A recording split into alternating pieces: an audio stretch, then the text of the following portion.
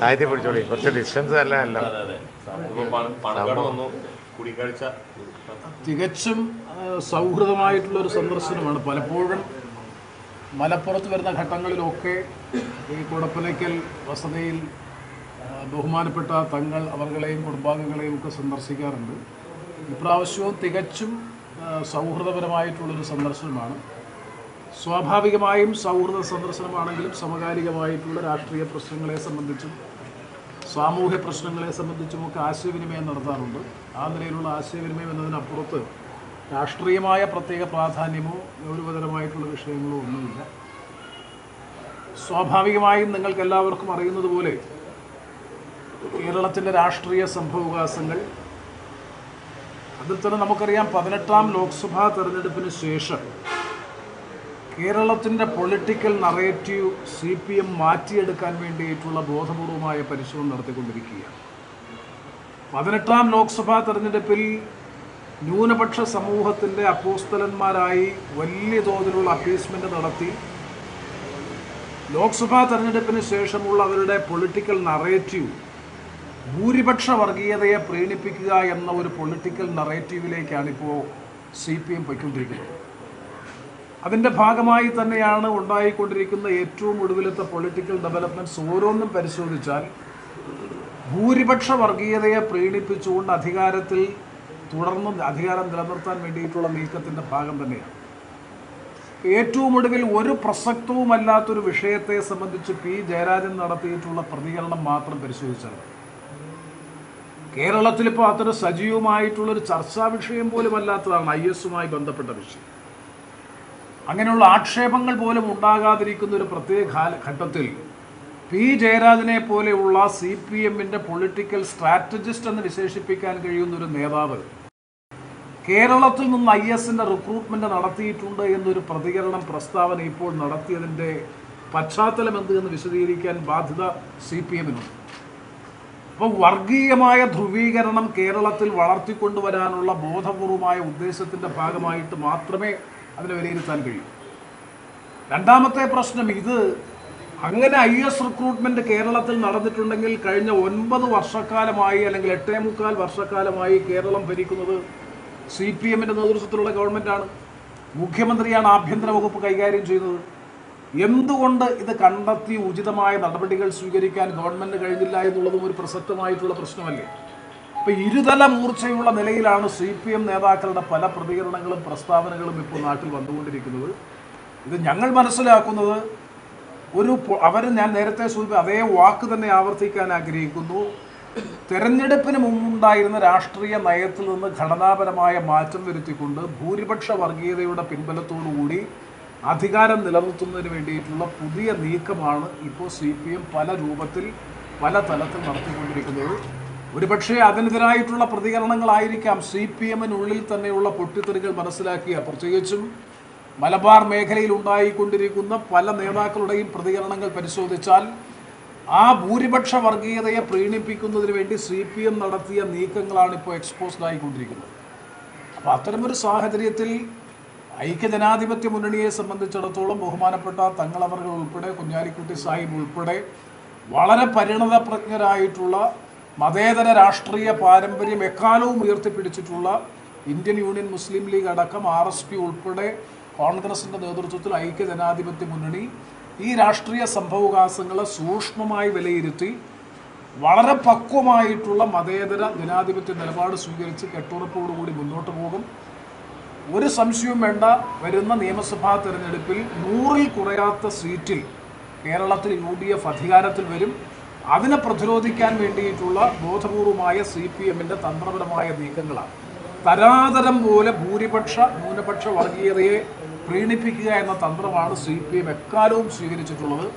ആ തന്ത്രം അതിൻ്റെ ഭാഗമായി തന്നെ P. ജയരാജൻ്റെ സ്റ്റേറ്റ്മെൻറ്റിനെ കാണണമെന്നാണ് ഈ കാര്യത്തെ സംബന്ധിച്ച് പ്രതികരിക്കാനുള്ളത്. ഞങ്ങൾ മുന്നണി സംവിധാനം കൂടുതൽ കട്ടുറപ്പോടുകൂടിയാണ് മുന്നോട്ട് പോകുന്നത്. നിങ്ങൾക്കെല്ലാം അറിയാം, കോൺഗ്രസിൻ്റെ നേതൃത്വത്തിൽ തന്നെ മിഷൻ 2025 എന്ന പേരിൽ വളരെ ഫലപ്രദമായ നിലയിലുള്ള സംഘടനാപരമായ പഞ്ചായത്ത് തെരഞ്ഞെടുപ്പിനെ മുന്നിൽ കണ്ടുകൊണ്ടുള്ള പ്രവർത്തനങ്ങൾ ആരംഭിച്ചിട്ടുണ്ട്. അതിൻ്റെ ചുവട് പിടിച്ചുകൊണ്ട് തന്നെ UDFും ആ തരത്തിലുള്ള പ്രവർത്തനങ്ങളുമായി മുന്നോട്ട് പോവുകയാണ്. പഞ്ചായത്ത്, മുനിസിപ്പൽ, കോർപ്പറേഷൻ തെരഞ്ഞെടുപ്പാണ് ഞങ്ങളുടെ നെക്സ്റ്റ് അജണ്ട. സ്വാഭാവികമായും അതിൽ നല്ല വിജയം കൊയ്തെടുക്കാൻ കഴിയുമെന്നുള്ള വിശ്വാസത്തിൽ മുന്നോട്ട് പോവുകയാണ്. ഒരവസരവും അഭിപ്രായ അനൈക്യവും ഇന്ന് ഐക്യ ജനാധിപത്യ മുന്നണിയിൽ ഇല്ല എന്നുള്ളതാണ് ഏറ്റവും വലിയ പ്രത്യേകതയായി ചൂണ്ടിക്കാണിക്കുന്നത്. കേരളം ഭരിക്കുന്നത് CPM ആണ്. കഴിഞ്ഞ 8-9 വർഷമായി സംസ്ഥാനത്തിൻ്റെ ആഭ്യന്തര വകുപ്പിൻ്റെ ചുമതലയുള്ളത് CPMൻ്റെ പോളിറ്റ് ബ്യൂറോ അംഗം കൂടിയായിട്ടുള്ള സൗ പിണറായി വിജയനാണ്. അപ്പോൾ അത്തരത്തിലൊരു പ്രസ്താവനയുടെ ഇപ്പോഴത്തെ പ്രസക്തി എന്ത്? ഇത് അദ്ദേഹം തന്നെ വിശദീകരണക്കുറിപ്പിറക്കി. ഞാൻ പറഞ്ഞത് ഇപ്പോഴുള്ള സംഭവമല്ല, വളരെ മുമ്പ് നടന്നിട്ടുള്ള സംഭവമാണ്. എന്നാൽ പിന്നെ എന്തിനാണ് ഇപ്പോൾ ആ പ്രസ്താവനയുടെ പ്രസക്തി? അതാണ് ഞങ്ങൾ ചോദ്യം ചെയ്യുന്നത്. അങ്ങനെ ഉണ്ടെങ്കിൽ എന്ത് നടപടിയായിരുന്നു സംസ്ഥാന ഗവൺമെൻറ് സ്വീകരിച്ചത്? അപ്പോൾ ഈ ഗവൺമെൻറ്റിൻ്റെ ടോട്ടൽ ഫെയിലൂർ അല്ലേ, ആഭ്യന്തര വകുപ്പിൻ്റെ ഏറ്റവും വലിയ പരാജയമല്ലേ IS റിക്രൂട്ട്മെൻറ്റ് കേരളത്തിൽ നടന്നു? അത് കേരളത്തിലെ ഇൻ്റലിജൻസിനും കേന്ദ്ര ഗവൺമെൻറ്റിൻ്റെ സംവിധാനങ്ങൾക്കും ഒന്നും ബോധ്യപ്പെടാൻ കഴിഞ്ഞില്ല എന്ന് പറഞ്ഞാൽ സംസ്ഥാനത്തിൻ്റെ ആഭ്യന്തര വകുപ്പിൻ്റെ കൂടി പരാജയമല്ലേ? അപ്പോൾ P. ജയരാജൻ എന്ന പ്രസ്താവന ഇപ്പോൾ ഇറക്കിയതിൻ്റെ പ്രധാനപ്പെട്ട കാരണം ഒരു പുതിയ രാഷ്ട്രീയ നറേറ്റീവിലേക്ക് അല്ലെങ്കിൽ ഒരു പുതിയ രാഷ്ട്രീയ പശ്ചാത്തലം രൂപപ്പെടുത്തുക എന്ന ദുരുദ്ദേശത്തോടു കൂടി തന്നെയാണ് ആ പ്രസ്താവന ഇറക്കിയത്. അതെങ്ങനെ സഭയെ കൺവിൻസ് ചെയ്യാൻ പറ്റും? പ്രത്യേകിച്ച് മുസ്ലിം ലീഗ് നേതാക്കളെ കൂടി ഉൾപ്പെടുത്തിക്കൊണ്ടുള്ള സഭാ മേലധ്യക്ഷന്മാരാരും കാണുന്നോ? അങ്ങനെയൊന്നും ഞങ്ങൾ ആലോചിച്ചിട്ടില്ല. എപ്പോഴും കണ്ടുകൊണ്ടിരിക്കുന്നതാണല്ലോ, സഭാ നേതാക്കന്മാരായിട്ട് നല്ല ബന്ധം കാത്തു സൂക്ഷിക്കുന്നവരാണ് ഞങ്ങൾ. തങ്ങളെ ഇടയ്ക്കിടയ്ക്ക് സഭാ നേതാക്കന്മാരായിട്ടൊക്കെ കാണാറുണ്ട്, UDFൻ്റെ നേതാക്കൾ കാണാറുണ്ട്. ഇനിയും തുടരും. ആ റിലേഷൻ വളരെ ശക്തമായി തന്നെ കൊണ്ടുപോകും. അത് UDF കൾച്ചറാണല്ലോ. അല്ല, അങ്ങനല്ല. അങ്ങനെ ഇപ്പോൾ പിന്നെ അത് പിന്നെ ഒരാൾ പറഞ്ഞതുകൊണ്ട് ഉള്ളതില്ലാതാവില്ലല്ലോ. എന്തെങ്കിലും ആ തരത്തിലുള്ള തീവ്രവാദ സമീപനം കേരളത്തിൽ എപ്പോൾ വന്നിട്ടുണ്ടെങ്കിലും അതിനെ ശക്തമായി എതിർക്കാൻ പാണക്കാട് തങ്ങന്മാരുടെ നേതൃത്വത്തിൽ ശിഹാബ് തങ്ങളുടെ കാലത്ത്, ഇപ്പോൾ സദ്കലി ശിഹാബ് തങ്ങളുടെ കാലത്ത് മുഖ്യധാരയിൽ മുന്നിട്ടിറങ്ങാൻ ഞങ്ങളുണ്ട്. ഉള്ളിടത്തോളം കാലം ഇവിടെ അതൊന്നും ഏശാൻ പോകുന്നില്ല. ഈ P. ജയരാജൻ്റെ ഒരു പ്രസ്താവനയിൽ ലീഗിനെ ഒരു അതിർത്തി ലീഗ് പരസ്യമായിട്ട് ഉന്നയിക്കുന്നില്ല. അല്ല, ഇപ്പോൾ ശ്രീ പ്രേമചന്ദ്രൻ ഇത്രയും സമയവും പറഞ്ഞത് അതിലുള്ള പൊളിറ്റിക്സും അസംതൃപ്തിയും തന്നെയാണല്ലോ. അവരോരോ രാഷ്ട്രീയം തീരുമാനിച്ചിട്ട് ഓരോന്ന് വെച്ച് അതാത് സമയത്തേക്ക് യോജിച്ചത്. ഇപ്പോൾ ഭൂരിപക്ഷ വോട്ടാണ് വേണ്ട, അതിനനുസരിച്ച് പ്രസ്താവന അതും ചെയ്ത് ക്യാമ്പയിൻ ചെയ്യാണ്. കേരളത്തിലെ ജനങ്ങൾക്ക് ബുദ്ധിയുണ്ട് ഇതൊക്കെ മനസ്സിലാക്കാൻ. ഇതിനേക്കാൾ കലുഷിതമായ എക്സ്പ്ലോസീവായിട്ടുള്ള ടൈമായിരുന്നു ബാബരി മസ്ജിദ് തകർത്തതിന് ശേഷം. അപ്പോൾ പോലും ഇവിടെ അനങ്ങിയിട്ടില്ല. ശിഹാബ് തങ്ങളുടെ നേതൃത്വത്തിൽ തടഞ്ഞു. ഇപ്പോഴും ഇവിടുത്തെ മുഖ്യധാരയിലും മതേതരത്വം ഉയർത്തിപ്പിടിക്കാൻ ലീഗുണ്ട്, UDF ഉണ്ട്. അതിൽ യാതൊരു മാറ്റം വരില്ല. സഭാ നേതാക്കളും അതുപോലെ മുഴുവൻ സമൂഹമായിട്ടും വലിയ നല്ല റിലേഷൻ കാത്തു സൂക്ഷിക്കുന്നതിൽ ഞങ്ങൾ മുൻകൈയെടുക്കും. ആരെങ്കിലും ഒരു പ്രസ്താവന ഇറക്കിക്കൊണ്ട് അതില്ലാതാവില്ല. ഇല്ലാത്ത കാര്യം പേരിപ്പിച്ച് എവിടെയെങ്കിലും ഉണ്ടെങ്കിൽ തന്നെ മുളയിൽ നുള്ളിക്കളയാനാണ് ലീഗ് ഞങ്ങൾ നോക്കുന്നത്.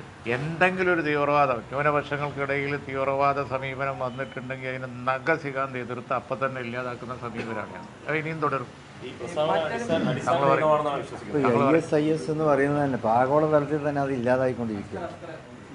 പ്രത്യേകിച്ച് അറബ് രാജ്യങ്ങളും മറ്റൊക്കെ ഉറച്ച തീവ്രവാദത്തിനെതിരെ നിലനിൽക്കുന്ന നയങ്ങളാണ് അവിടെയുള്ളത്. അപ്പോൾ ISISൻ്റെ നിലനിൽപ്പ് തന്നെ ഇപ്പോൾ ലോകത്തില്ല.